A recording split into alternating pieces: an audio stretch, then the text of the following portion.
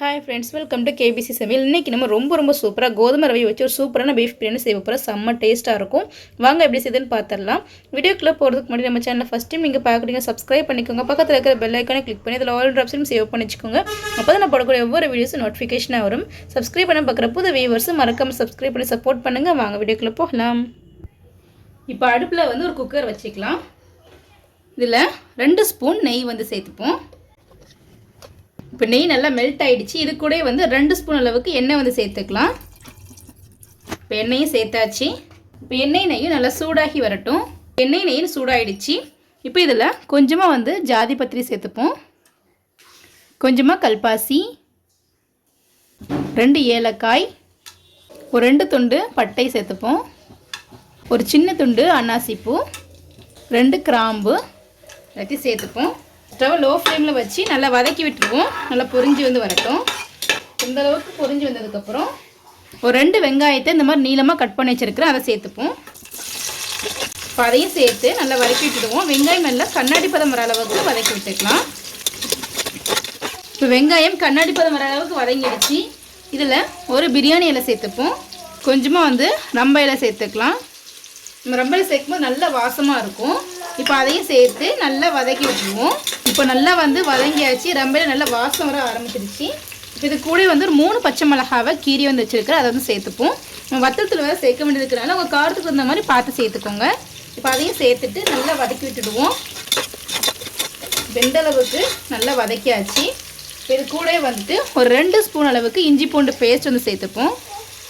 இப்போ இஞ்சி பூண்டு பேஸ்ட்லையும் பச்சை வாசனை போகிற அளவுக்கு நல்லா வதக்கி விட்டுக்கலாம். இப்போ இஞ்சி பூண்டு பேஸ்ட்லையும் பச்சை வாசனை போகிற அளவுக்கு நல்லா வதக்கி விட்டாச்சு. இப்போ ஒரு பெரிய தக்காளியை நீளமாக கட் பண்ணி வச்சுருக்கேன், அதை இது கூடவே சேர்த்துப்போம். இப்போ அதையும் சேர்த்து நல்லா வதக்கி விட்டுடலாம். எந்த அளவுக்கு ஓரளவுக்கு லைட்டாக வதங்கினதுக்கப்புறம் தேவையான அளவுக்கு உப்பு சேர்த்துப்போம். 1 ஸ்பூன் வத்தல் தூள், நீங்கள் உங்கள் காரத்துக்கு தகுந்த மாதிரி சேர்த்துக்கோங்க. இப்போ அதையும் சேர்த்துட்டு நல்லா வதக்கி விட்டுடுவோம். நல்லா வதக்கியாச்சு. இது கூட கொத்தமல்லி எல்லாம் கட் பண்ணி வச்சிருக்கேன், அதையும் இது கூடவே சேர்த்துப்போம். நல்லா வதக்கி விட்டுடலாம். நம்ம அந்த மாதிரி வதக்கும் போது கொத்தமல்லி புதினா சேர்த்து வதக்கும் ரொம்ப வாசமாக இருக்கும். என்கிட்ட புதினா இல்லாதனால நான் கொத்தமல்லி இலை மட்டும் சேர்க்குறேன். உங்கள்கிட்ட புதினா இலை கிடச்சிதுன்னா அதையும் சேர்த்துக்கோங்க. டேஸ்ட் ரொம்ப சூப்பராக இருக்கும், நல்ல வாசமாக இருக்கும். இப்போ இந்த அளவுக்கு நல்லா வதக்கியாச்சு. இந்த அளவுக்கு வதக்கினதுக்கப்புறம் ஒரு 2 ஸ்பூன் அளவுக்கு தயிர் சேர்த்துப்போம். நல்ல புளிப்பில்லாத நல்ல ஃப்ரெஷ்ஷான தயிரை சேர்த்துக்கோங்க. இப்போ தயிர் சேர்த்துட்டு நல்லா வதக்கி விட்டுடுவோம். நம்ம தயிர் சேர்க்கும் போது பிரியாணி நல்லா டேஸ்ட்டாகவும் நல்ல சூப்பராக ஃப்ளேவராகவும் இருக்கும். தயிர் சேர்த்து நல்லா வதக்கியாச்சு. இப்போவுமே நல்லா ஸ்மெல் அவ்வளோ சூப்பராக நல்ல டெம்டிங்காக வந்துருக்கும். இந்த அளவுக்கு நல்லா வதக்கியாச்சு. இப்போ இந்த அளவுக்கு வதக்கினதுக்கப்புறம் நம்ம பீஃப் சேர்த்துடலாம். நான் இன்றைக்கி 1/2 கிலோ பீஃபை நல்லா போனோடு எடுத்துருக்கிறேன், அதை சேர்த்துருவோம். இப்போ எல்லாத்தையும் சேர்த்தாச்சு. இந்த வெங்காயம், இந்த இஞ்சி பூண்டு பேஸ்ட், இந்த மசாலாவோடையே பீஃபை நல்லா வதக்கி விட்டுடுவோம். ஒரு 5 நிமிஷத்துக்காவது ஸ்டவ் நல்லா லோ ஃப்ளேம்லேயே வச்சு இந்த கறியோடு சேர்த்து வதக்கும் போது கறி நல்லா சூப்பராக சாஃப்டாக ஜூஸியாக வந்துருக்கும்.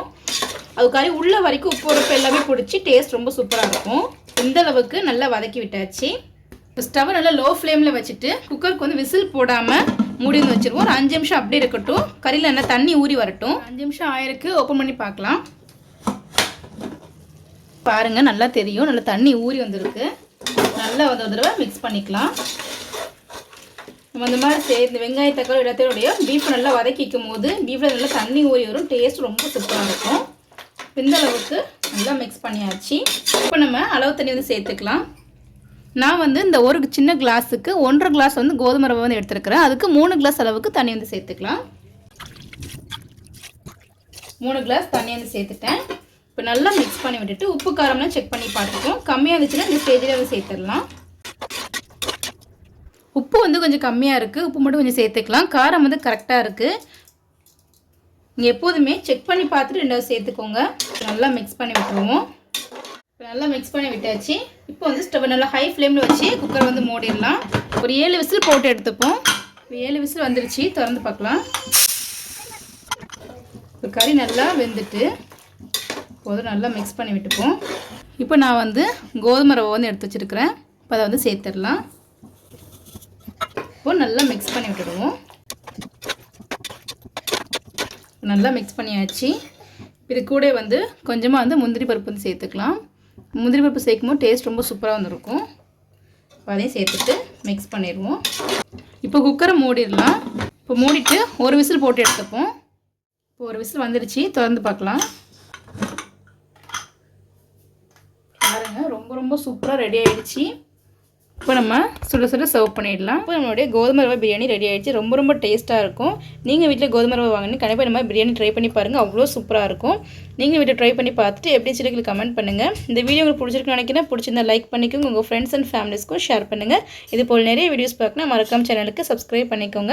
நம்ம சேனலில் பிரியாணி ரெசிபிஸ் நிறைய போட்டிருக்கோம். அது லிங்க் டிஸ்கிரிப்ஷன் இருக்கிற மறக்காம செக் பண்ணி பார்த்துக்கோங்க. ரொம்ப ஈஸியாகவும் இருக்கும். ரொம்ப டேஸ்ட்டாகவும் இருக்கும். தேங்க்ஸ் ஃபார் வாட்சிங்.